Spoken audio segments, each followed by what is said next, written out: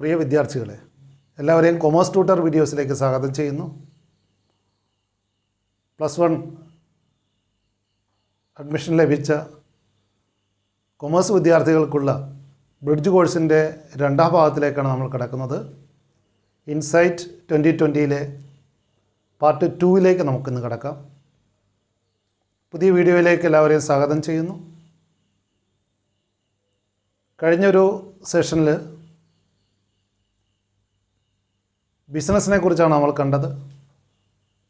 ബിസിനസ്സിൻ്റെ അർത്ഥതലങ്ങളും വിവിധതരം ബിസിനസ്സുകളെക്കുറിച്ചൊക്കെ നമ്മൾ വിശദമായിട്ട് ചർച്ച ചെയ്തു. ഇന്നത്തെ ക്ലാസ്സിൽ നമ്മൾ പ്രധാനമായിട്ടും ഫോംസ് ഓഫ് ബിസിനസ് ഓർഗനൈസേഷനുകളെ കുറിച്ചാണ് കാണുന്നത്. നമുക്ക് ചുറ്റും പല തരത്തിലുള്ള ബിസിനസ് സ്ഥാപനങ്ങളെ നമ്മൾ കാണാറുണ്ട്. അത്തരത്തിലുള്ള വിവിധ ബിസിനസ് സ്ഥാപനങ്ങളെക്കുറിച്ചാണ് നമ്മൾ കാണുന്നത്. പ്രത്യേകിച്ചും സ്വകാര്യ മേഖലയിൽ അനവധി തരത്തിലുള്ള ബിസിനസ് സ്ഥാപനങ്ങൾ നമ്മൾ കാണാറുണ്ട്. ഇത്തരത്തിലുള്ള ബിസിനസ് സ്ഥാപനങ്ങളെ പ്രധാനമായിട്ടും 5 നമുക്ക് തരംതിരിക്കാൻ കഴിയും.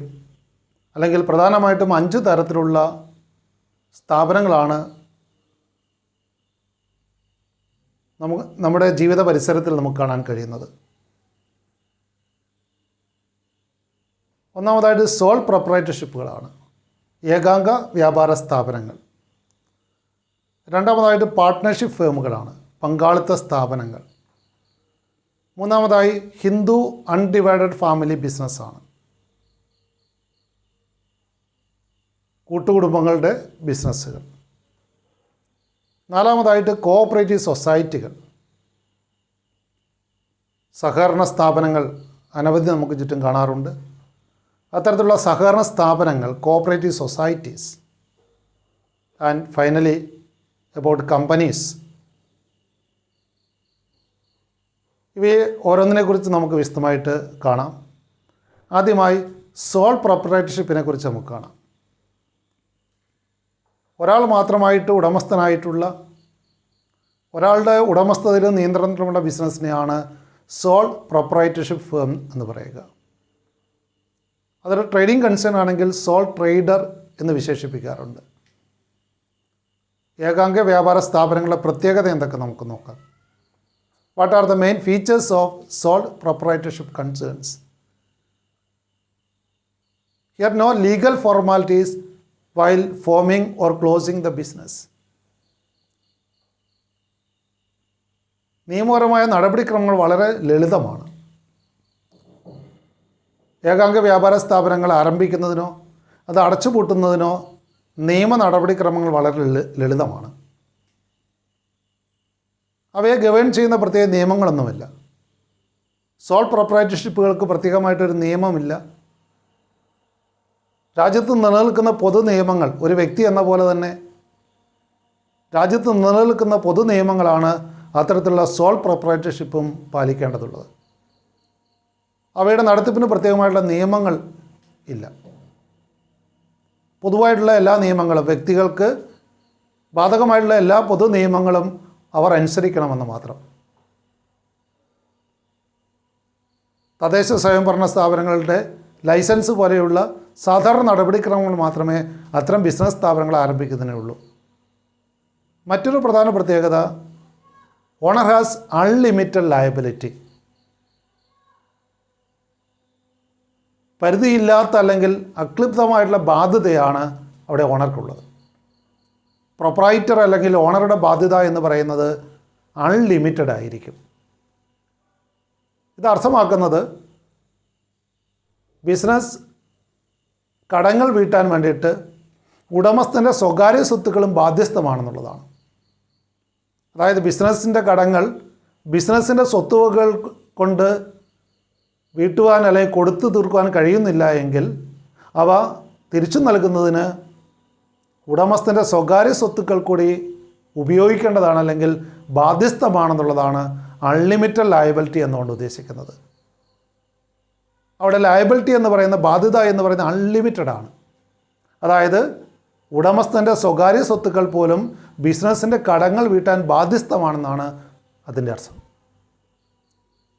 And again owner is single recipient of all the risk and profit of the business. ഒരു ഉടമസ്ഥൻ മാത്രമേ ഉള്ളൂ, അയാൾ തന്നെയാണ് ബിസിനസ്സിനെ മാനേജ് ചെയ്യുന്നത്. അതുകൊണ്ട് തന്നെ എല്ലാ റിസ്ക്കും, ആ ബിസിനസ്സിന് നടത്തിപ്പിലുള്ള എല്ലാ റിസ്ക്കും അയാൾ സ്വയം ഏറ്റെടുക്കണം. എന്നാൽ ലാഭം മറ്റാരുമായിട്ടും പങ്കുവെക്കേണ്ടതില്ല. ബിസിനസ് ലാഭം തനിച്ച് ഒരാൾക്ക് മാത്രമായിട്ട് ലഭിക്കുന്നു എന്നുള്ളതും ഒരു മേന്മയാണ്. Moreover business and the owner has no identity, has the same identity.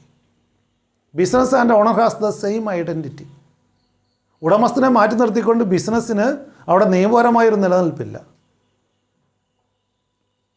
ഉടമസ്ഥനും ബിസിനസ്സിനും ഒരേ ലീഗൽ സ്റ്റാറ്റസ് ആണുള്ളത്. ബിസിനസ്സിന് തനതായ നിലനിൽപ്പില്ല. ഉടമസ്ഥനെ മാറ്റി നിർത്തിക്കൊണ്ട് ബിസിനസ്സിന് തനതായ നിലനിൽപ്പില്ല.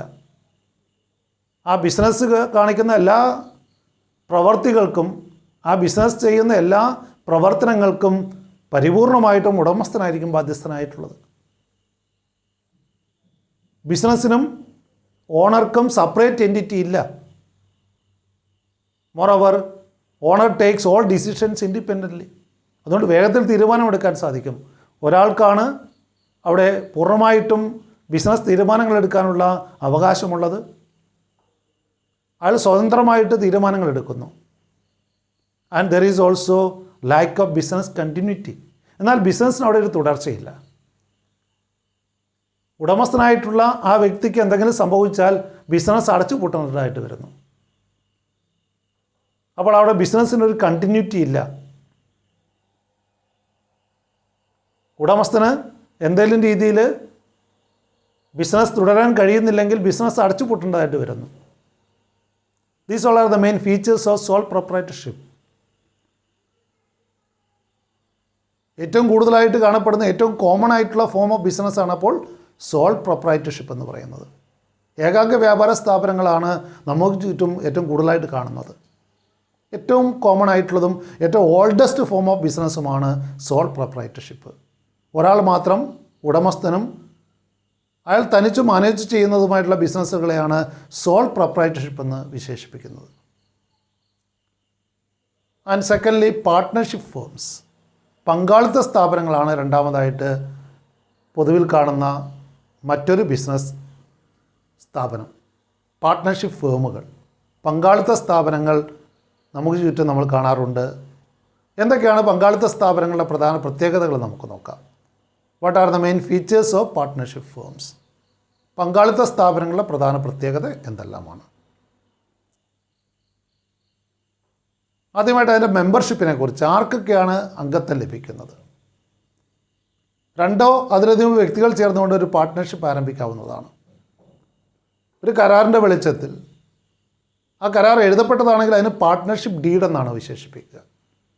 ആ കരാറിൻ്റെ അടിസ്ഥാനത്തിൽ, അല്ലെങ്കിൽ രണ്ടോ അതിലധികം വ്യക്തികൾ ഒരു കരാറിൻ്റെ അടിസ്ഥാനത്തിൽ ബിസിനസ് ചെയ്യാൻ വേണ്ടിയിട്ട്, ലാഭനഷ്ടങ്ങൾ പങ്കുവെക്കാൻ വേണ്ടിയിട്ട് ഒരു സ്ഥാപനം ആരംഭിക്കുമ്പോൾ അതിനെ പാർട്ട്ണർഷിപ്പ് എന്നാണ് പറയുക.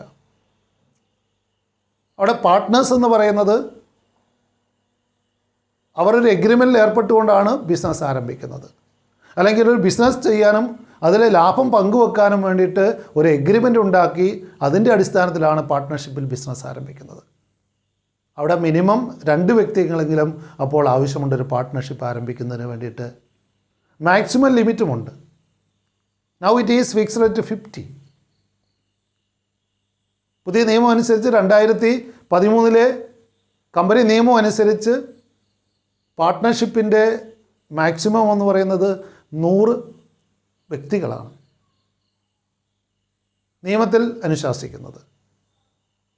എന്നാൽ ആ മാക്സിമം സമയാസമയങ്ങളിൽ നിശ്ചയിക്കാനുള്ള അധികാരം കേന്ദ്ര ഗവൺമെൻറ് നൽകിയിട്ടുണ്ട്. കേന്ദ്ര ഗവൺമെൻറ് അതിപ്പോൾ ഫിക്സ് ചെയ്തിരിക്കുന്നത് 50 എന്നാണ്. ഗവൺമെൻറ്റിന് അത് 100 വരെ ആക്കാവുന്നതാണ്. കാരണം 2013 കമ്പനി നിയമം അനുസരിച്ച്, കമ്പനി നിയമത്തിലാണ് പാർട്ട്ണർഷിപ്പിൻ്റെ മാക്സിമം ലിമിറ്റിനെ കുറിച്ച് പറഞ്ഞിരിക്കുന്നത്. 2013 കമ്പനി നിയമം അനുസരിച്ച് പാർട്ട്നേഴ്സിൻ്റെ എണ്ണം 100 വരെ ആകാവുന്നതാണ്. എന്നാൽ അത് സമയാസമയങ്ങൾ ഫിക്സ് ചെയ്യാനുള്ള അധികാരം കമ്പനീസ് ആക്ട് കേന്ദ്ര ഗവൺമെൻറ് നൽകുന്നു. കേന്ദ്ര ഗവൺമെൻറ് ഇപ്പോൾ അത് തീരുമാനിച്ചിരിക്കുന്നത് 50 എന്നാണ്. So at present the minimum number of partners in a firm is 2 and the maximum limit is 50. And here also the liability of partners are unlimited. പാർട്ട്നേഴ്സിൻ്റെ ലയബിലിറ്റി അൺലിമിറ്റഡ് ആണ്. Business കടങ്ങൾ വീട്ടാൻ അവിടെ പാർട്ട്നേഴ്സിൻ്റെ സ്വകാര്യ സ്വത്തുക്കളും ബാധ്യസ്ഥമാണ്. തന്നെയുമല്ല, ലയബിലിറ്റി എന്ന് പറയുന്നത് ഇവിടെ പാർട്ട്നേഴ്സിൻ്റെ ജോയിൻ്റ് ആൻഡ് സെവറലാണ് എന്നുള്ളത് ശ്രദ്ധിക്കണം. ജോയിൻ്റ് ആൻഡ് സെവറലാണ് എന്ന് പറയാൻ കൂട്ടുത്തരവാദിത്വമുണ്ട്, വ്യക്തിപരമായ ഉത്തരവാദിത്വമുണ്ട്. എല്ലാവരും കൂടെ ചേർന്നിട്ട് കടങ്ങൾ വീട്ടണം. അതേസമയത്ത് ഏതെങ്കിലും ഒരു പാർട്ട്ണർക്ക് കടങ്ങൾ വീട്ടാൻ കഴിയുന്നില്ല, അയാൾക്ക് സ്വത്തില്ല എങ്കിൽ അതുകൂടെ മറ്റു പാർട്ട്നേഴ്സിൻ്റെ സ്വത്തിൽ നിന്നും കൊടുത്തു വീട്ടേണ്ടതാണ്. അപ്പോൾ അത്തരത്തിൽ അൺലിമിറ്റഡ് ലയബിലിറ്റിയാണ് ഒരു സോൾ പ്രൊപ്രൈറ്റർഷിപ്പിനെ പോലെ തന്നെ പാർട്ട്ണർഷിപ്പിനുമുള്ളത്. And here we know there is sharing of profit and losses.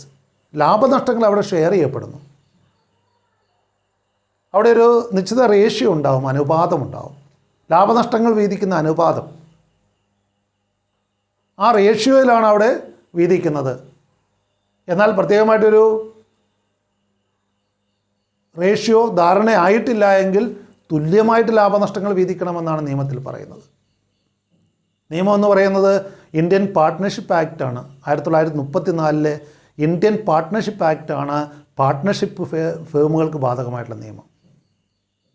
Indian partnership act of 1934. 1934 ആ ഇന്ത്യൻ പാർട്ട്ണർഷിപ്പ് ആക്ട് പ്രകാരമാണ് ഒരു പാർട്ട്ണർഷിപ്പ് ഫേം ഫങ്ഷൻ ചെയ്യുന്നത്. അപ്പോൾ പാർട്ട്നേഴ്സ് തമ്മിൽ കരാർ ഉണ്ടാക്കുന്നില്ല എങ്കിൽ തുല്യമായിട്ട് ലാഭനഷ്ടങ്ങൾ വീതിക്കണമെന്നാണ് നിയമത്തിൽ പറയുന്നത്. എന്നാൽ പാർട്ട്ണർഷിപ്പ് ഡീലിൽ പ്രത്യേകമായിട്ട് പറയുന്നുണ്ടെങ്കിൽ ആ അനുപാതത്തിൽ വേണം ലാഭനഷ്ടങ്ങൾ വീതിക്കാൻ വേണ്ടിയിട്ട്. ഇവിടെ ഒരു മ്യൂച്വൽ ഏജൻസി റിലേഷൻഷിപ്പാണ് പാർട്ട്നേഴ്സ് തമ്മിലുള്ളത്. പാർട്ട്ണർഷിപ്പിൻ്റെ മറ്റൊരു പ്രത്യേകതയാണ് മ്യൂച്വൽ ഏജൻസി റിലേഷൻഷിപ്പ്. ഓരോ പാർട്ട്ണറും മറ്റൊരു പാർട്ട്ണറുടെ ഏജൻ്റായിട്ടാണ് പ്രവർത്തിക്കുന്നത്. ഏത് പാർട്ട്ണർ ബിസിനസ് സംബന്ധമായിട്ടുള്ള കാര്യങ്ങൾ ഏറ്റെടുത്ത് ചെയ്യുമ്പോൾ അതിന് മറ്റു പാർട്ട്നേഴ്സും ബാധ്യസ്ഥരായി മാറുന്നതുകൊണ്ട്. ദെൻ മറ്റൊരു പ്രത്യേകത വോളണ്ടറി രജിസ്ട്രേഷനാണ്. കമ്പൽസറി അല്ല, ഒരു പാർട്ട്ണർഷിപ്പ് രജിസ്റ്റർ ചെയ്യണമെന്ന് നിർബന്ധമൊന്നുമില്ല. So registration of partnership is optional. അത് ഓപ്ഷണലാണ്, നിർബന്ധമില്ല, കമ്പൽസറി അല്ല, മാൻഡേറ്ററി അല്ല, നിർബന്ധമല്ല. അപ്പോൾ വോളണ്ടറി രജിസ്ട്രേഷനാണ് പാർട്ട്ണർഷിപ്പുകൾക്കുള്ളത്. അവിടെ പാർട്ട്നേഴ്സിന് താല്പര്യമുണ്ടെങ്കിൽ ഒരു പാർട്ട്ണർഷിപ്പ് ഫേം രജിസ്റ്റർ ചെയ്താൽ മതി. എന്നാൽ രജിസ്റ്റേർഡ് ആയിട്ടുള്ളൊരു ഫേമിന് ചില ആനുകൂല്യങ്ങളുണ്ട് എന്ന് മാത്രം. Then there may be business continuity. ബിസിനസ്സിന് കണ്ടിന്യൂറ്റി ഇവിടെയുണ്ട്. സോൾ പ്രൊപ്രൈറ്റർഷിപ്പാണെങ്കിൽ നമുക്കറിയാം, ആ ഓണർക്ക് എന്ത് സംഭവിച്ചാലും അവിടെ ബിസിനസ് ക്ലോസ് ചെയ്യണം. എന്നാൽ ഇവിടെ 4-5 പാർട്ട്നേഴ്സ് ഉണ്ടായിരിക്കെ ഏതെങ്കിലും ഒരു പാർട്ട്ണർക്ക് എന്തെങ്കിലും സംഭവിച്ചാൽ മറ്റുള്ളവർക്ക് ബിസിനസ് കണ്ടിന്യൂ ചെയ്യാം. അവിടെ ബിസിനസ് തുടരുന്നതിന് തടസ്സമില്ല. അപ്പോൾ ഏതെങ്കിലും ഒരു പാർട്ട്ണർ ബിസിനസ്സിൽ നിന്നും ഒഴിവാകുന്നു അല്ലെങ്കിൽ മരണപ്പെടുന്നു. അപ്പോൾ അത്തരം സാഹചര്യങ്ങളിലൊക്കെ എന്താണ്, ബിസിനസ് അവിടെ അവസാനിപ്പിക്കേണ്ടതില്ല, ബിസിനസ് കണ്ടിന്യൂ ചെയ്യാം മറ്റുള്ള പാർട്ട്നേഴ്സിന്.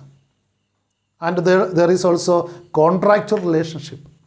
ഒരു പാർട്ട്ണർഷിപ്പ് ബേസ് ചെയ്തിരിക്കുന്നത് പാർട്ട്ണർഷിപ്പ് എഗ്രിമെൻറ്റിനെ അല്ലെങ്കിൽ പാർട്ട്ണർഷിപ്പ് ഡീഡിനെയാണ് ബേസ് ചെയ്തിട്ട്. പാർട്ട്ണർഷിപ്പ് ഡീഡിൽ എന്താണോ പറഞ്ഞിരിക്കുന്നത് അതുപ്രകാരമാണ് ബിസിനസ് നടത്തേണ്ടത്. അപ്പോൾ ആ ബിസിനസ്സിൻ്റെ പ്രവർത്തനത്തിനെക്കുറിച്ചുള്ള ടേംസ് ആൻഡ് കണ്ടീഷൻസാണ് പാർട്ട്ണർഷിപ്പ് ഡീഡിലുള്ളത്. അല്ലെങ്കിൽ പാർട്ട്നേഴ്സ് തമ്മിലുള്ള എഴുതപ്പെട്ട കരാറാണ് partnership deed. The written agreement between partners in a firm is called partnership deed. ആ പാർട്ട്ണർഷിപ്പ് ഡീഡിലൂടെ ഒരു കോൺട്രാക്ച്വൽ റിലേഷൻഷിപ്പ്, ഒരു കരാറ് പ്രകാരമുള്ള ബന്ധമാണ് പാർട്ട്നേഴ്സിനുള്ളത്. And also about the transfer of interest. മറ്റു പാർട്ട്നേഴ്സിന് അനുമതിയില്ലാതെ ഒരു പാർട്ട്ണർക്കും അവരുടെ ഉടമസ്ഥത മറ്റൊരാൾ കൈമാറാൻ സാധിക്കില്ല. അപ്പോൾ ഒരു പാർട്ട്ണർക്ക് തൻ്റെ ഉടമസ്ഥത അല്ലെങ്കിൽ ആ ബിസിനസ്സിൽ തൻ്റെ ഓണർഷിപ്പ് അല്ലെങ്കിൽ തൻ്റെ ഇൻട്രസ്റ്റ്, ആ ബിസിനസ്സിലുള്ള തൻ്റെ അവകാശം കൈമാറണമെങ്കിൽ ബാക്കി എല്ലാ പാർട്ട്നേഴ്സിനെ സമ്മതമുണ്ടാവണം. മറ്റു പാർട്ട്നേഴ്സ് സമ്മതിക്കുന്നില്ലെങ്കിൽ യാതൊരു കാരണവശാലും അവിടെ ഒരു പാർട്ട്ണറുടെ ഓണർഷിപ്പ് മറ്റൊരാൾ കൈമാറാൻ സാധിക്കില്ല. So these all are the main features of partnership. പങ്കാളിത്ത സ്ഥാപനങ്ങൾ നമുക്ക് ചുറ്റും ധാരാളം നമ്മൾ കാണാറുള്ളതാണ്. രണ്ടോ അതിലധികമോ വ്യക്തികൾ ചേർന്നുകൊണ്ട് ഒരു കരാറിൻ്റെ അടിസ്ഥാനത്തിലാണ് ഇത്തരം പാർട്ട്ണർഷിപ്പ് ഫേമുകൾ നടത്തുന്നത്. Then next about undivided family business. Hindu undivided family business. Hindu കൂട്ടുകുടുംബ ബിസിനസ്സാണ്. ഇന്ത്യയിൽ മാത്രം കണ്ടുവരുന്ന ഒരു തരം ബിസിനസ് സംരംഭങ്ങളാണ് ഹിന്ദു അൺഡിവൈഡഡ് ഫാമിലി ബിസിനസ് എന്ന് പറയുന്നത്. കൂട്ടുകുടുംബങ്ങളുടെ പേരിലുള്ള ബിസിനസ് സ്ഥാപനങ്ങൾ. എന്നാൽ ഇത്തരം സ്ഥാപനങ്ങൾ ഇന്ന് ഇന്ത്യയിലില്ല എന്ന് തന്നെ പറയാം. പഴയ കാലത്ത് നോർത്ത് ഇന്ത്യയിലൊക്കെ ധാരാളമായിട്ട് ഹിന്ദു കൂട്ടുകുടുംബങ്ങളുടെ ബിസിനസ് ഉണ്ടായിരുന്നു. അപ്പോൾ ഇത് ഇന്ത്യയിൽ മാത്രം കാണപ്പെടുന്ന ഒരു തരം ബിസിനസ് സംരംഭങ്ങളാണ്. Hindu undivided family is only found in India. ഇന്ത്യയിൽ മാത്രമുള്ള ബിസിനസ് സംരംഭങ്ങളാണ്. കൂട്ടുകുടുംബങ്ങളുടെ പേരിൽ ബിസിനസ് നടത്താറുണ്ട്. അവയുടെ പ്രത്യേകത എന്തൊക്കെയാണെന്ന് നമുക്ക് നോക്കാം. ഇവ HUF ഫേംസ് എന്നാണ് അറിയപ്പെടുക. Hindu undivided family. അവിടെ പാർട്ടീഷൻ നടത്തിയിട്ടില്ല, സ്വത്ത് വീതിച്ചിട്ടില്ല. അതാണ് കൂട്ടുകുടുംബം എന്ന് പറയുന്നത്. ആ കൂട്ടുകുടുംബം ഹിന്ദു ലോ പ്രകാരമാണ് റൺ ചെയ്യുന്നത്. അപ്പോൾ ആ ഹിന്ദു കൂട്ടുകുടുംബത്തിൻ്റെ പേരിലുള്ള ബിസിനസ് സംരംഭങ്ങളുണ്ടെങ്കിൽ അവയുടെ പ്രധാന പ്രത്യേകത അവിടെ പുതിയൊരു അംഗം ജനിക്കുമ്പോൾ ഓട്ടോമാറ്റിക്കലി അവർക്കെന്താണ് അതിൽ മെമ്പർഷിപ്പ് കിട്ടുകയാണ്. ആ ബിസിനസ്സിൽ പങ്കാളിയായി മാറുകയാണ്. അപ്പോൾ ജന്മം കൊണ്ടൊരാൾ അവിടെ അംഗമായി മാറുന്നു ബിസിനസ്സിൽ. Membership by birth. And the business is managed by the karta. Karta എന്ന് പറയുന്ന കുടുംബത്തലവനാണ് അല്ലെങ്കിൽ കാരണവരാണ്. ആ കുടുംബത്തിൻ്റെ കാരണവരായിട്ടുള്ള ഏറ്റവും മുതിർന്ന അംഗമാണ് ബിസിനസ്സിൻ്റെ മാനേജറായിട്ട് വർത്തിക്കുന്നത്.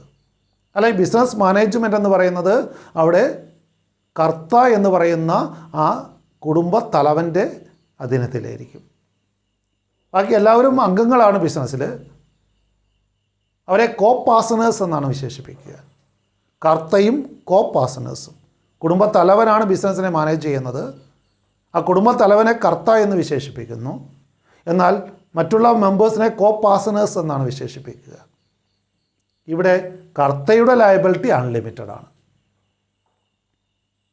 കർത്തയുടെ ലയബിലിറ്റി മാത്രമേ അൺലിമിറ്റഡ് ആയിട്ടുള്ളൂ. അവിടെ മറ്റുള്ള മെമ്പേഴ്സിൻ്റെ ലയബിലിറ്റി ലിമിറ്റഡ് ആണ്. അവരുടെ സ്വകാര്യ സ്വത്തുക്കളൊന്നും ആ കുടുംബത്തിൻ്റെ ബിസിനസ്സിൻ്റെ കടങ്ങൾ വീട്ടാൻ വേണ്ടി ഉപയോഗിക്കേണ്ടതില്ല. ആ കൂട്ടുസ്വത്ത് മാത്രം, അല്ലെങ്കിൽ അവിടെ ആ കുടുംബസ്വത്ത് മാത്രമേ അവിടെ ബിസിനസ്സിൻ്റെ കടങ്ങൾ വീട്ടാൻ ബാധ്യസ്ഥമായി വരുന്നുള്ളൂ. അപ്പോൾ കർത്തയുടെ ലയബിലിറ്റി അൺലിമിറ്റഡ് ആണ്. And there is no maximum limit to the members. ആ കുടുംബത്തിൽ എത്ര അംഗങ്ങളുണ്ടോ അവരെല്ലാം അതിൽ ഓട്ടോമാറ്റിക്കലി മെമ്പേഴ്സായി മാറുന്നു ബിസിനസ്സിൽ. അവിടെ മൈനേഴ്സിനും മൈനറായിട്ടുള്ള വ്യക്തികൾക്കും ബിസിനസ്സിൽ പങ്കാളികളാകാം. സാധാരണ നമുക്കറിയാം, നോർമൽ കേസിൽ അവിടെ 18 വയസ്സ് പൂർത്തിയായ അല്ലെങ്കിൽ മേജറായി മാറിയ ഒരു വ്യക്തിക്ക് ബിസിനസ് നടത്താൻ സാധിക്കുകയുള്ളൂ. എന്നാൽ ഹിന്ദു കൂട്ടുകുടുംബങ്ങളിൽ അവിടെ മൈനറായിട്ടുള്ള 18 വയസ്സ് താഴെയുള്ള വ്യക്തികൾക്കും ബിസിനസ്സിൽ പങ്കാളിത്തമുണ്ട്. And we know it is unaffected by the death of any one of the members or the karta. ആ കുടുംബത്തിലെ കാരണവർ മരിച്ചു പോയാൽ അടുത്ത തലമുതിർന്നയാൾ അല്ലെങ്കിൽ പ്രായം ചെന്നയാളായിരിക്കും അവിടെ കർത്തയായിട്ട് അവരോധിക്കപ്പെടുക. അപ്പോൾ ബിസിനസ് ഒരിക്കലും അടച്ചുപൂട്ടുന്നൊരു സാഹചര്യമില്ല. അവിടെ കോ പാർട്ട്നേഴ്സ് ആയിട്ടുള്ള മെമ്പേഴ്സോ അല്ലെങ്കിൽ കർത്ത തന്നെയോ മരണപ്പെട്ടാലും അവിടെ ബിസിനസ് അടച്ചുപൂട്ടുന്നില്ല. So these all are the main features of Hindu undivided family business. Hindu കൂട്ടുകുടുംബങ്ങളുടെ ബിസിനസ്സിൻ്റെ പ്രത്യേകതയാണ് ഈ പറഞ്ഞതെല്ലാം. എന്നാൽ ഇത്തരം ബിസിനസ് സംരംഭങ്ങൾ ഇന്ന് ഇന്ത്യയിലില്ല എന്ന് തന്നെ പറയാം. Then next about cooperative societies. അടുത്ത തരം ബിസിനസ് സ്ഥാപനങ്ങളാണ് സഹകരണ ബിസിനസ് സ്ഥാപനങ്ങൾ. കോഓപ്പറേറ്റീവ് സൊസൈറ്റികൾ നമുക്ക് ചുറ്റും കാണാറുണ്ട്. കോഓപ്പറേറ്റീവ് ബാങ്കുകളായിട്ടോ അല്ലെങ്കിൽ മിൽക്ക് സൊസൈറ്റി, ഫാർമേഴ്സ് സൊസൈറ്റികളായിട്ടോ ഒരുപാട് കോഓപ്പറേറ്റീവ് സംരംഭങ്ങൾ നമുക്ക് കേരളത്തിൽ കാണാൻ സാധിക്കും. അപ്പോൾ സഹകരണ സംരംഭങ്ങളും സ്വകാര്യ മേഖലയിൽ തന്നെയുള്ള ഒരു ബിസിനസ് സംരംഭമാണ്. ചില ഗവൺമെൻറ് നിയന്ത്രണങ്ങൾ അതിലുണ്ട് എന്നുള്ളൂ. അത് തീർത്തും സ്വകാര്യ മേഖലയിലുള്ള ഒരു സ്ഥാപനം തന്നെയാണ് കോഓപ്പറേറ്റീവ് സൊസൈറ്റികൾ. അവയ്ക്ക് ഗവൺമെൻറ്റിൻ്റെ നിയന്ത്രണങ്ങളുണ്ട്, അല്ലെങ്കിൽ ഗവൺമെൻറ് ഇടപെടലുകളുണ്ട് എന്ന് മാത്രമേ ഉള്ളൂ. സ്വകാര്യ മേഖലയിൽ തന്നെയുള്ളവയാണ് കോഓപ്പറേറ്റീവ് സൊസൈറ്റികളും കോഓപ്പറേറ്റീവ് ബാങ്കുകളും അല്ലെങ്കിൽ കോഓപ്പറേറ്റീവ് മിൽക്ക് സൊസൈറ്റീസ്. നമുക്കറിയാം ക്ഷീരകർഷകരുടെ സംഘങ്ങളുണ്ട് നമ്മുടെ നാട്ടിൽ. കർഷകരുടെ വിവിധ സഹകരണ സംഘങ്ങളുണ്ട്. റബ്ബർ മാർക്കറ്റിംഗ് സൊസൈറ്റികളൊക്കെ നമുക്ക് പരിചിതമാണ്. ഇവയെല്ലാം കോഓപ്പറേറ്റീവ് സൊസൈറ്റികളാണ്. ഇത്തരം സഹകരണ സ്ഥാപനങ്ങളുടെ പ്രത്യേകത എന്തൊക്കെയാണ്? Firstly, it is a voluntary association. സ്വമനസ്സാലെ ഒരു കൂട്ടം ആൾക്കാർ ഒത്തുചേർന്നുകൊണ്ട് ആരംഭിക്കുന്നവയാണ് കോഓപ്പറേറ്റീവ് സൊസൈറ്റികൾ. അവിടെ ഓപ്പൺ മെമ്പർഷിപ്പാണ്. ആർക്ക് വേണമെങ്കിലും മെമ്പേഴ്സ് ആവാം. ആർക്കും നിയന്ത്രണങ്ങളില്ല. ആർക്കും മെമ്പേഴ്സായിട്ട് അവിടെ ജോയിൻ ചെയ്യാം. And there is separate legal entity. അവിടെ ആ സൊസൈറ്റിയിലെ അംഗങ്ങളെ മാറ്റി നിർത്തിക്കൊണ്ട് തനതായ നിലനിൽപ്പ്, നിയമപരമായ നിലനിൽപ്പ് കോഓപ്പറേറ്റീവ് സൊസൈറ്റികൾക്കുണ്ട്. അപ്പോൾ സെപ്പറേറ്റ് ലീഗൽ എൻറ്റിറ്റി. കമ്പനികൾ പോലെ തന്നെ അവിടെ കോഓപ്പറേറ്റീവ് സൊസൈറ്റികൾക്കും നിയമപരമായ തനതായ നിലനിൽപ്പുണ്ട്. എന്നാൽ നമ്മൾ നേരത്തെ കണ്ട മറ്റു 3 ബിസിനസ് സംരംഭങ്ങൾക്കും നിയമപരമായിട്ട് തനതായ നിലനിൽപ്പില്ല. ഉടമസ്ഥരെ മാറ്റി നിർത്തിക്കൊണ്ട് തനതായ നിയമദൃഷ്ടിയിലുള്ള നിലനിൽപ്പ് കോഓപ്പറേറ്റീവ് സൊസൈറ്റികൾക്കും കമ്പനികൾക്കും മാത്രമേ ഉള്ളൂ. അപ്പോൾ സെപ്പറേറ്റ് ലീഗൽ എൻറ്റിറ്റി ഉണ്ട്. And also the liability of members are limited. ഒരു കോഓപ്പറേറ്റീവ് സൊസൈറ്റി അടച്ചുപൂട്ടിയാലും അതിൽ മെമ്പേഴ്സായിട്ടുള്ള, അതിൽ ഷെയർ എടുത്തിട്ടുള്ള, ആ കോഓപ്പറേറ്റീവ് സൊസൈറ്റിയിൽ ഓഹരി എടുത്തിട്ടുള്ള, ഷെയർ എടുത്തിട്ടുള്ള അംഗങ്ങളുടെ സ്വകാര്യ സ്വത്തുക്കളൊന്നും നഷ്ടപ്പെടില്ല. അത് ബാധ്യസ്ഥമല്ല. അപ്പോൾ ലിമിറ്റഡ് ലയബിലിറ്റിയാണ് ഒരു കോഓപ്പറേറ്റീവ് സൊസൈറ്റിയിൽ മെമ്പേഴ്സിനുള്ളത്. എന്നാൽ നമുക്കറിയാം പാർട്ട്ണർഷിപ്പിലോ അല്ലെങ്കിൽ സോൾ പ്രൊപ്പറേറ്റർഷിപ്പിലോ ആ ഒരു ആനുകൂല്യമില്ല. അവിടെ ഉടമസ്ഥർക്ക് അൺലിമിറ്റഡ് ലയബിലിറ്റിയാണുള്ളത്. എന്നാൽ കോഓപ്പറേറ്റീവ് സൊസൈറ്റികളിൽ അതിൽ മെമ്പേഴ്സായിട്ടുള്ള ആൾക്കാർ, അവിടെ ഒരു കൂട്ടം ആൾക്കാർ അവർ ഓഹരികൾ എടുത്തുകൊണ്ട് അല്ലെങ്കിൽ ഷെയറായിട്ട് പൈസ മുടക്കിക്കൊണ്ടാണ് ഒരു സൊസൈറ്റി ആരംഭിക്കുന്നത്. എന്നാൽ ആ സ്ഥാപനം അടച്ചുപൂട്ടുമ്പോൾ കടങ്ങൾ വീട്ടാൻ വേണ്ടി മെമ്പേഴ്സായിട്ടുള്ള അവരുടെ സ്വകാര്യ സ്വത്തുക്കൾ ബാധ്യസ്ഥമല്ല. ലിമിറ്റഡ് ലയബിലിറ്റി അവർക്കുള്ളൂ. And moreover they are service motive. സേവനം ലക്ഷ്യം വെച്ചുകൊണ്ട് പോകുന്നവയാണ് കോഓപ്പറേറ്റീവ് സൊസൈറ്റികൾ. ലാഭമുണ്ടാക്കുക എന്നുള്ളതല്ല അവരുടെ പരമപ്രധാനമായിട്ടുള്ള ലക്ഷ്യം. പ്രവർത്തനങ്ങളിൽ ലാഭം ലഭിക്കുന്നുണ്ടാവാം, എങ്കിലും ലാഭത്തിൽ ഊന്നിയല്ല അവർ പ്രവർത്തിക്കുന്നത്. അവർ മെമ്പേഴ്സിനും പൊതുജനങ്ങൾക്കും വേണ്ട സേവനം പ്രദാനം ചെയ്യുക എന്നുള്ളതാണ് അവരുടെ ലക്ഷ്യം. And about the disposal of surplus, അവിടെ കൂടുതലായിട്ട് ചിലവിനേക്കാളും കൂടുതൽ വരുമാനം കിട്ടിയാൽ അത് മിച്ചമുള്ള തുകയാണ്, സർപ്ലസ് ആണ്. അപ്പോൾ കോഓപ്പറേറ്റീവ് സൊസൈറ്റികൾക്ക് ലാഭമെന്നല്ല നമ്മൾ പറയുക, കാരണം ലാഭത്തിന് വേണ്ടി പ്രവർത്തിക്കുന്നവയല്ല അവ. അതുകൊണ്ട് ലാഭമെന്നല്ല നമ്മൾ പറയാറ്, സർപ്ലസ് എന്നാണ് പറയുക. ചിലവിനേക്കാളും കൂടുതൽ തുക അവിടെ വരുമാനം കിട്ടിയിട്ടുണ്ട് ആ സൊസൈറ്റിക്ക്. അങ്ങനെയാണെങ്കിൽ അവിടെ സർപ്ലസ് എന്നാണ് പറയുക, മിച്ചം. ആ മിച്ചം ആർക്ക് അവകാശപ്പെട്ടതാണ്? വേണമെങ്കിൽ അംഗങ്ങൾക്ക് ഡിവിഡൻ്റായിട്ട് വിതരണം ചെയ്യാം, ആ സൊസൈറ്റിയുടെ ആവശ്യങ്ങൾക്ക് ഉപയോഗിക്കാം. അതിനു പുറമെ എന്താണ്, ആ മെമ്പേഴ്സിന് ഡിവിഡൻ്റായിട്ട് ലാഭവിഹിതം, സൊസൈറ്റി അംഗങ്ങൾക്ക് ആ സൊസൈറ്റി ലാഭത്തിലാണ് പ്രവർത്തിക്കുന്നതെങ്കിൽ അല്ലെങ്കിൽ സർപ്ലസ് ഉണ്ടെങ്കിൽ അത് മെമ്പേഴ്സിന് വിതരണം ചെയ്യാം ഡിവിഡൻ്റായിട്ട്, ലാഭവിഹിതമായിട്ട്. And it is a democratic form of business organization. അവിടെ ഡെമോക്രസി ആണ് നിലനിൽക്കുന്നത്. എന്ന് പറഞ്ഞാൽ ജനാധിപത്യ രീതികളാണുള്ളത്. ഭൂരിപക്ഷം അഭിപ്രായം തേടിക്കൊണ്ടാണ് കാര്യങ്ങൾ ചെയ്യുക. അവിടെ ഇലക്ഷൻ നടത്തുന്നത് ഒരാൾക്കൊരു വോട്ടെന്നുള്ള രീതിയിലാണ്. അപ്പോൾ സാധാരണ ജനാധിപത്യ രീതിയിലാണ് അവിടുത്തെ കാര്യങ്ങളൊക്കെ നടക്കുന്നത്. എന്നാൽ കമ്പനികളിൽ അങ്ങനെയല്ല കേട്ടോ. കമ്പനികൾ എന്ന് പറയുന്ന അടുത്ത ഫോം ഓഫ് ബിസിനസ്സിലേക്ക് നമ്മൾ കിടക്കുമ്പോൾ ആ കമ്പനികളിൽ വോട്ടവകാശം എന്താണ്? ഷെയറിന് ആനുപാതികമാണ്. എത്ര ഷെയർ എടുത്തിരിക്കുന്നു അതിനനുസരിച്ചാണ് വോട്ടവകാശം. കൂടുതൽ ഷെയർ എടുത്തിരിക്കുന്നവർ കൂടുതൽ വോട്ടവകാശം കമ്പനികളിലുണ്ട്. എന്നാൽ സൊസൈറ്റികളിൽ അങ്ങനെയില്ല. 1 man 1 vote, 1 head 1 vote, ഒരാൾക്കൊരു വോട്ട്. ആ ജനാധിപത്യ രീതിയിലാണ് കോപ്പറേറ്റീവ് സൊസൈറ്റികൾ പ്രവർത്തിക്കുന്നത്. അപ്പോൾ നമ്മുടെ സമൂഹത്തിൻ്റെ ഉന്നമനത്തിന് അതിൽ അംഗങ്ങളായിട്ടുള്ള ആൾക്കാർക്കും പൊതുജനങ്ങൾക്കും സേവനം നൽകാൻ വേണ്ടിയിട്ട് രൂപീകരിച്ചിട്ടുള്ള സ്ഥാപനങ്ങളാണ് കോപ്പറേറ്റീവ് സൊസൈറ്റികൾ.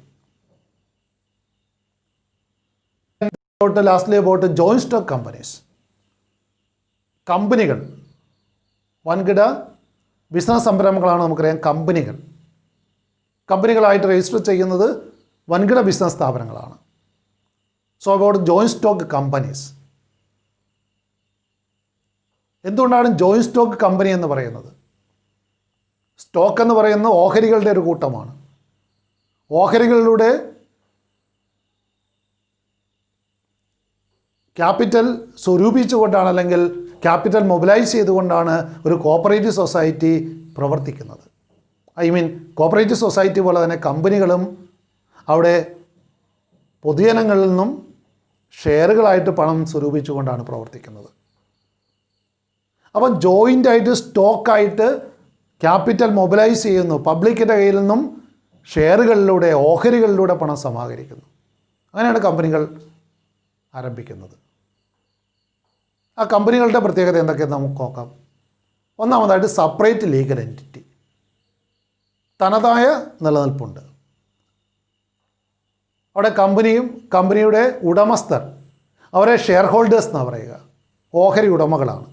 കാരണം കമ്പനിയുടെ ഓഹരികൾ വാങ്ങിയിട്ടുള്ള അല്ലെങ്കിൽ ഷെയറുകൾ വാങ്ങിയിട്ടുള്ള ആൾക്കാരാണ് അവർ. അതുകൊണ്ട് ഷെയർ ഹോൾഡേഴ്സ് എന്നാണ് കമ്പനിയുടെ ഓണേഴ്സിനെ പറയുക.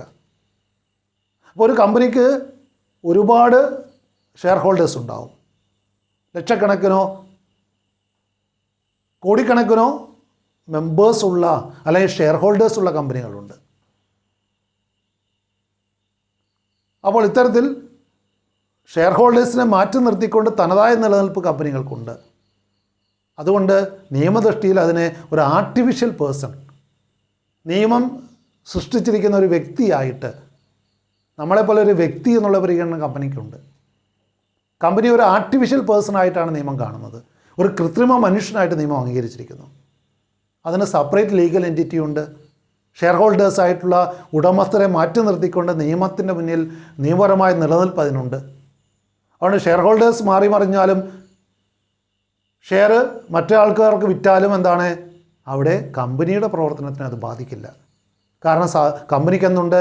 സെപ്പറേറ്റ് ലീഗൽ എൻറ്റിറ്റി ഉണ്ട്, തനതായ നിലനിൽപ്പ്, നിയമപരമായ നിലനിൽപ്പുണ്ട്.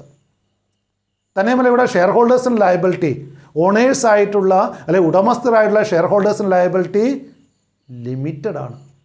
അൺലിമിറ്റഡ് കമ്പനികൾ നിയമത്തിൽ പറയുന്നുണ്ട്, ഇന്ത്യയിലില്ല. ചില രാജ്യങ്ങളിലൊക്കെ അൺലിമിറ്റഡ് കമ്പനീസ് ഉണ്ട്, എന്നാൽ ഇന്ത്യയിൽ അൺലിമിറ്റഡ് കമ്പനീസ് ഇല്ല. അപ്പോൾ ഇന്ത്യയിൽ പറയുകയാണെങ്കിൽ അവിടെ ഷെയർ ഹോൾഡേഴ്സിൻ്റെ ലയബിലിറ്റി ലിമിറ്റഡ് ലയബിലിറ്റിയാണ് എല്ലാവരുടെയും. കമ്പനി അടച്ചുപൂട്ടുമ്പോൾ കടബാധ്യതകൾ വീട്ടാൻ വേണ്ടിയിട്ട് ഒരിക്കലും ഷെയർ ഹോൾഡേഴ്സായിട്ടുള്ള ഉടമസ്ഥരുടെ സ്വകാര്യ സ്വത്തുക്കൾ ബാധ്യസ്ഥമാവില്ല. And also the company has perpetual succession.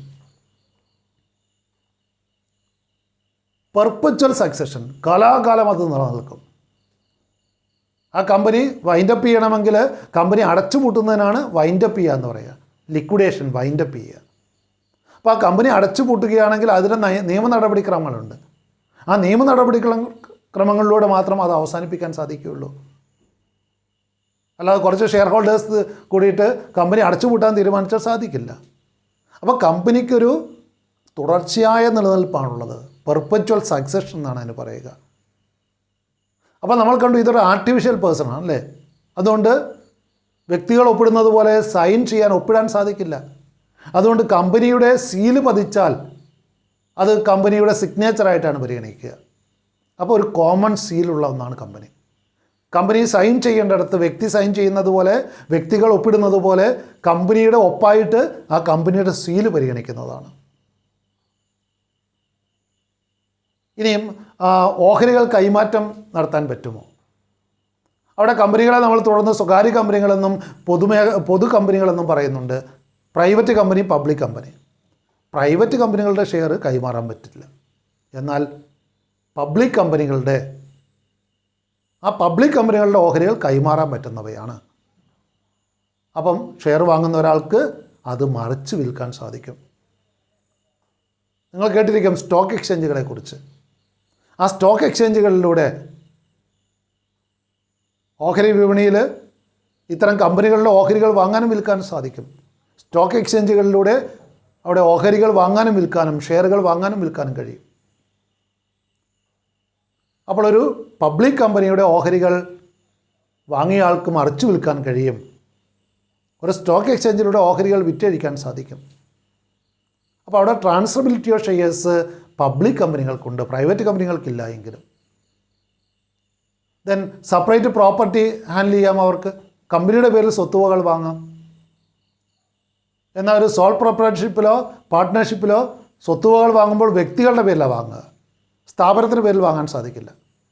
എന്നാൽ ഒരു കമ്പനിക്ക് സ്വന്തം പേരിൽ എന്ത് ചെയ്യാൻ സാധിക്കും? സ്വത്തുക്കൾ ആർജിക്കാൻ കഴിയും. സ്വന്തം പേരിൽ സ്ഥലവും സ്വത്തുവകളൊക്കെ വാങ്ങാൻ സാധിക്കും. And it has the capacity to sue ചെയ്യുക എന്ന് പറഞ്ഞാൽ കേസ് കൊടുക്കുക. അപ്പോൾ ആർക്കെതിരെ കേസ് കൊടുക്കാൻ കമ്പനിക്ക് പറ്റും. എന്നാൽ മറ്റൊരു ബിസിനസ് ആണെങ്കിൽ ഉടമസ്ഥന് കേസ് കൊടുക്കാനേ പറ്റുള്ളൂ വ്യക്തിപരമായിട്ട്. സ്ഥാപനത്തിൻ്റെ പേരിൽ കേസ് കൊടുക്കാൻ പറ്റില്ല. എന്നാൽ ഒരു കമ്പനി ആകുമ്പോൾ നിയമം അംഗീകരിച്ചിരിക്കുന്ന ഒരു കൃത്രിമ മനുഷ്യനാണ് company. An artificial person created by law. Company is an artificial person created by law.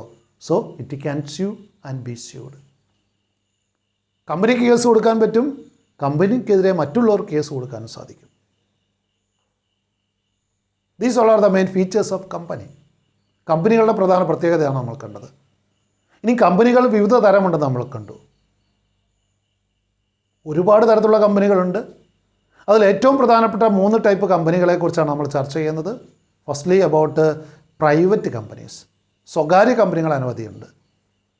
ആ സ്വകാര്യ കമ്പനികളുടെ പ്രത്യേകത നമ്മൾ കണ്ടു, അവരുടെ ഓഹരികൾ കൈമാറാൻ സാധിക്കില്ല. സാധാരണ ഇതിൽ ഫ്രണ്ട്സോ റിലേറ്റീവ്സോ ആയിട്ടുള്ള ആൾക്കാർ ചേർന്നിട്ട് തുടങ്ങുന്ന കമ്പനിയാണ് പ്രൈവറ്റ് കമ്പനികൾ. അതിന് മിനിമം 2 ആൾക്കാർ മതി. ഒരു കമ്പനി തുടങ്ങാൻ വേണ്ടിയിട്ട് മിനിമം 2 പേര് മതി. ഒരു പ്രൈവറ്റ് കമ്പനി ആരംഭിക്കാൻ വേണ്ടി പാർട്ട്ണർഷിപ്പ് പോലെ തന്നെ മിനിമം 2 ആൾക്കാരുണ്ടെങ്കിൽ ഒരു പ്രൈവറ്റ് കമ്പനി ആരംഭിക്കാം. അവിടെ പരമാവധി അംഗങ്ങളുടെ കാര്യത്തിലും പരിധി നിശ്ചയിച്ചിട്ടുണ്ട്. 200 ഇപ്പോൾ. 2013 പുതിയ കമ്പനി നിയമം അതനുസരിച്ച് maximum limit of share holders in a private company is limited to 200. 200 അവിടെ ഷെയർ ഹോൾഡേഴ്സിൻ്റെ പരമാവധി എണ്ണം. ഇവിടെ പ്രൈവറ്റ് കമ്പനി അവിടെ മിനിമം 2 ആൾക്കാർ മതി. എന്നാൽ പരമാവധി 200 കൂടാൻ പാടില്ല ഷെയർ ഹോൾഡേഴ്സ്. അപ്പോൾ ഇത്തരം സ്വകാര്യ കമ്പനികൾ ഓഹരികൾ അവിടെ ഓഹരി കമ്പോളത്തിൽ അല്ലെങ്കിൽ സ്റ്റോക്ക് എക്സ്ചേഞ്ചിൽ ഇത്തരം കമ്പനികളുടെ ഓഹരികൾ വിൽക്കാൻ സാധിക്കില്ല. എന്നാൽ പബ്ലിക് കമ്പനി എന്ന് പറയുന്നത് അതും സ്വകാര്യ മേഖലയിലുള്ളവ തന്നെയാണ്. പക്ഷേ അവരുടെ ഷെയറുകൾ, അത്തരം കമ്പനികളുടെ ഓഹരികൾ എന്താണ്? മറ്റുള്ളവർക്ക് മറിച്ച് വിൽക്കാം. ഇത്തരം കമ്പനികളാണ് നമുക്കറിയാം ഓഹരികൾ വിറ്റഴിക്കുന്നതായിട്ട് പത്രമാധ്യമങ്ങളിലൊക്കെ നമ്മൾ പരസ്യം കാണാറുള്ളത്. നമ്മുടെ പൊതുവായിട്ട് കാണുന്ന കൂടുതൽ കമ്പനികളും എന്താണ്? പബ്ലിക് കമ്പനികളാണ്. കാരണം പബ്ലിക് കമ്പനികൾക്ക് പൊതുജനങ്ങൾക്ക് ഷെയർ വിൽക്കാൻ പറ്റും. അങ്ങനെ ആവശ്യമുള്ള മൂലധനം ക്യാപിറ്റൽ സ്വരൂപിക്കാൻ കഴിയും. പബ്ലിക് കമ്പനികൾക്ക് പൊതുജനങ്ങളിൽ നിന്നും പണം സമാഹരിക്കാൻ കഴിയും. ഓഹരികളിലൂടെ പൊതുജനങ്ങളിൽ നിന്ന് പണം സമാഹരിക്കാം. തന്നെയുമല്ല ഓഹരി വാങ്ങുന്നവർക്ക് അത് ആർക്ക് വേണമെങ്കിലും മറിച്ച് വിൽക്കാനും കഴിയും. അങ്ങനെ ട്രാൻസ്ഫറബിലിറ്റി ഓഫ് ഷെയർസ് ഉള്ള കമ്പനികളാണെന്ത്? പബ്ലിക് കമ്പനികൾ എന്ന് പറയുക. അതും സ്വകാര്യ മേഖലാ കമ്പനി തന്നെയാണ്. പബ്ലിക് എന്ന് പറഞ്ഞാലും അത് സ്വകാര്യ മേഖലയിലുള്ള കമ്പനികളാണ്. പക്ഷേ ഓഹരികൾ എന്താണ്? മറ്റുള്ളവർക്ക് വിറ്റഴിക്കാൻ കഴിയും എന്നുള്ള മെച്ചമുണ്ട്. തന്നെയല്ല അവിടെ മാക്സിമം ലിമിറ്റ് ഇല്ല. പക്ഷേ മിനിമം 7 അംഗങ്ങളെങ്കിലും വേണം. The minimum number of share holders fixed as 7, 7ആണ്. പബ്ലിക് കമ്പനി ആകുമ്പോൾ മിനിമം 7 ഷെയർ ഹോൾഡേഴ്സ് വേണം, മാക്സിമം ലിമിറ്റില്ല. തന്നെയല്ല, ഓഹരികൾ ഇത്തരം കമ്പനികൾക്ക് പൊതുജനങ്ങൾക്ക് വിറ്റഴിക്കാം. അങ്ങനെ ഓഹരി വാങ്ങുന്നവർക്ക്, ഷെയർ വാങ്ങുന്നവർക്ക് അത് പിന്നീട് സ്റ്റോക്ക് എക്സ്ചേഞ്ചിലൂടെ മറിച്ച് വിൽക്കാനും കഴിയും.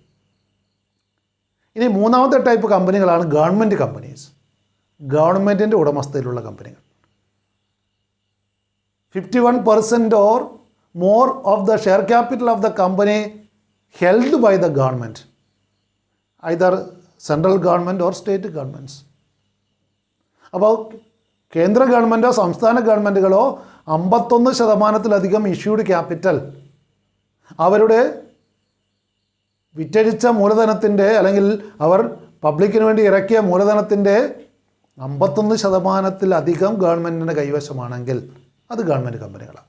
അത് ഗവൺമെൻറ് നിയന്ത്രണത്തിലുള്ള കമ്പനികളാണ്. ഗവൺമെൻറ്റിൻ്റെ ഉടമസ്ഥതയിലും നിയന്ത്രണത്തിലും. അവിടെ പറഞ്ഞിരിക്കുന്ന 51%-ഓ അതിൽ കൂടുതലോ പെയ്ഡപ്പ് ഷെയർ ക്യാപിറ്റൽ ഗവൺമെൻറ്റിൻ്റെ പക്കലാണെങ്കിൽ അത്തരം കമ്പനികൾ ഗവൺമെൻറ് കമ്പനികളാണ്. മറ്റനവധി തരം കമ്പനികളുണ്ട്. ഇപ്പോൾ നമ്മൾ കണ്ടു പുതിയ കമ്പനി നിയമം 2013. ആ കമ്പനി നിയമപ്രകാരമാണ് കമ്പനികൾ രജിസ്റ്റർ ചെയ്യപ്പെടുന്നത്. എല്ലാ കമ്പനികളും നിർബന്ധമായിട്ടും എന്താണ്, കമ്പനീസ് ആക്ട് പ്രകാരം രജിസ്റ്റർ ചെയ്തിരിക്കണം. പാർട്ട്ണർഷിപ്പിലാണെങ്കിൽ നമുക്കറിയാം രജിസ്ട്രേഷൻ നിർബന്ധമല്ലായിരുന്നു. എന്നാൽ കമ്പനികൾക്ക് രജിസ്ട്രേഷൻ നിർബന്ധമാണ്. പഴയ കമ്പനി നിയമം എന്ന് പറയുന്നത് 1956 കമ്പനി നിയമമായിരുന്നു. കമ്പനീസ് ആക്ട് ഓഫ് 1956 ആയിരുന്നു പ്രാബല്യത്തിലുണ്ടായിരുന്നത്. 2013 പുതിയ കമ്പനി നിയമം വന്നു. ഇപ്പോഴുള്ള കമ്പനി നിയമം 2013 കമ്പനി നിയമമാണ്. അതിൽ വൺ മാൻ കമ്പനി ഉണ്ട്, അല്ലെങ്കിൽ അവിടെ ഒരു സിംഗിൾ പേഴ്സൺ കമ്പനി പോലും ഉണ്ട്.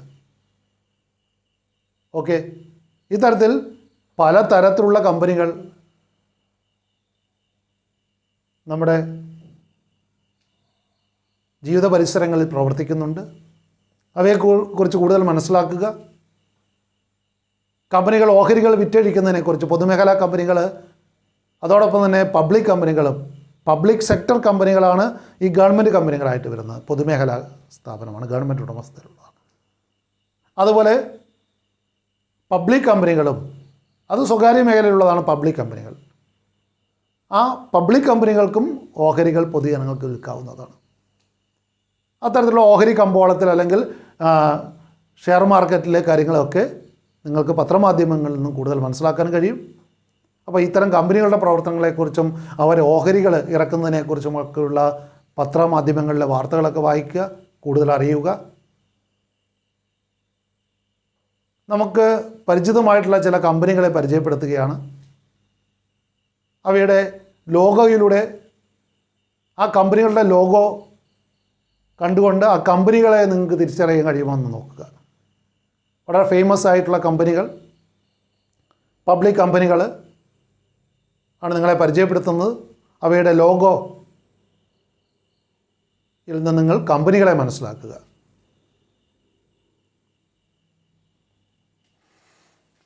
ആദ്യമായിട്ട് മോണിറ്റർ ശ്രദ്ധിക്കുക. ആദ്യമായിട്ട് നൽകിയിരിക്കുന്ന ലോഗോ ശ്രദ്ധിക്കുക. അതേത് കമ്പനിയുടെയാണെന്ന് അറിയാമോ? ഭൂരിപക്ഷം പേർക്കും അറിയാവും.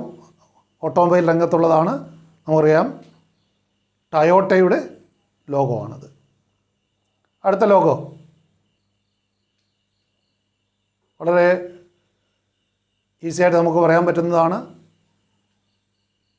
ഒരു ശീതളപാനീയ കമ്പനി, ബീവറേജ് കമ്പനിയാണ്, ശീതളപാനീയം കമ്പനിയാണ്. നമുക്കറിയാം അത് പെപ്സിയാണ്. പെപ്സിയുടെ ലോഗോ ആണ് നൽകിയിരിക്കുന്നത്. അടുത്തത്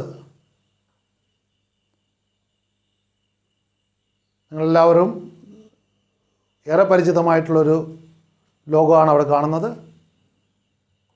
സ്പോർട്സ് ഗുഡ്സുമായിട്ട് ബന്ധപ്പെട്ടതാണ്, നമുക്കറിയാം.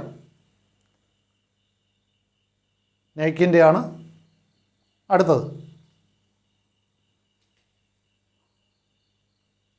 ലോഗോ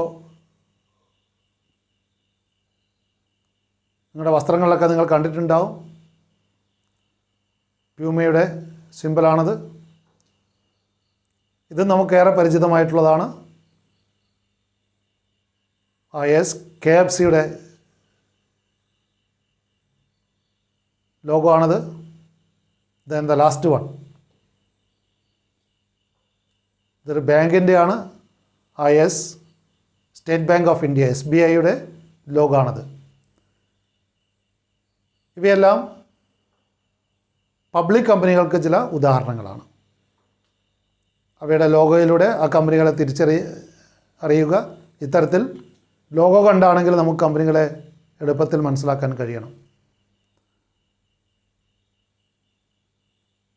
ബ്രിഡ്ജ് കോഴ്സുമായിട്ട് ബന്ധപ്പെട്ട് രണ്ടാമത്തെ ക്ലാസ് ഇവിടെ നമ്മൾ അവസാനിപ്പിക്കുകയാണ്.